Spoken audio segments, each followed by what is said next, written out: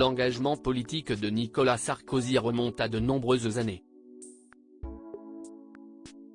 Le 21 mai 1975, l'ancien président de la République faisait sa première apparition à la télévision.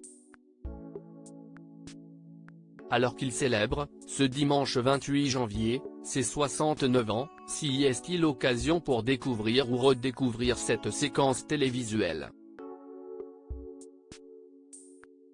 À l'époque, le mari de Carla Bruni était tout juste âgé de 20 ans, il avait les cheveux longs et était étudiant à Nanterre.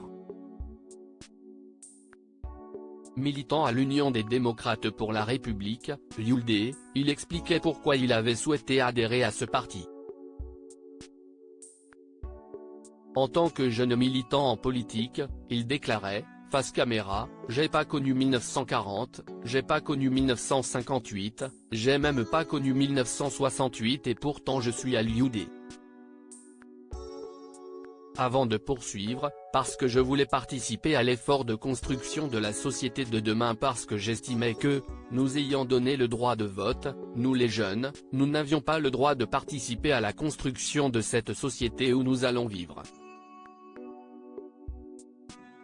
Et puis à l'UDRE, on m'a pas désigné un ennemi tout fait, on m'a pas dit la vérité est une et si est nous qui l'avons.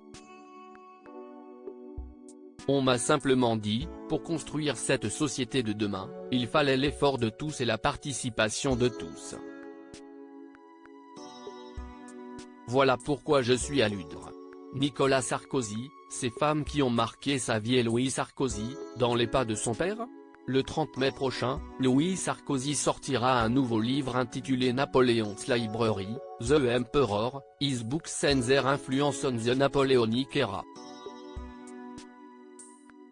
À cette occasion, le fils de Nicolas Sarkozy a évoqué son rapport à la politique et ses projets pour l'avenir à travers une interview accordée à French Morning.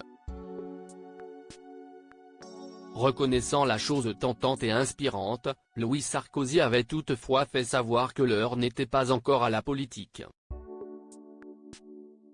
Si son père ne lui met aucune pression, il avait admis cela mettre lui-même. Quant à savoir s'il souhaitait se lancer en France ou aux États-Unis, s'il décidait finalement de tenter sa chance en politique, il avait indiqué qu'il ne se fermait aucune porte. Crédit photo, Christophe Clovis.